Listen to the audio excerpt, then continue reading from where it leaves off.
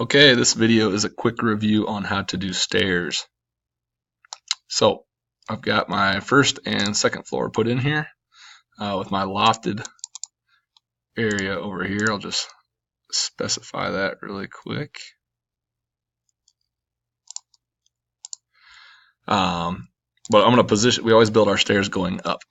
And so I'm going to use my straight stair tools, and I'm going to do my stairwell just like this. So I'm going to go up this way and then up this way. Leave enough room for a landing.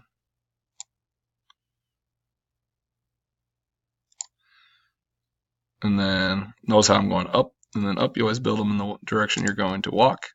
Just click in between them, and now I've got a connected stairwell. And now I'm just going to highlight this whole area here actually and move them over so they're flush that wall. And now I right click just somewhere in the area here and click auto stairwell. Now when I walk up, you can see there's a stairwell there going down. And there's my stairwell.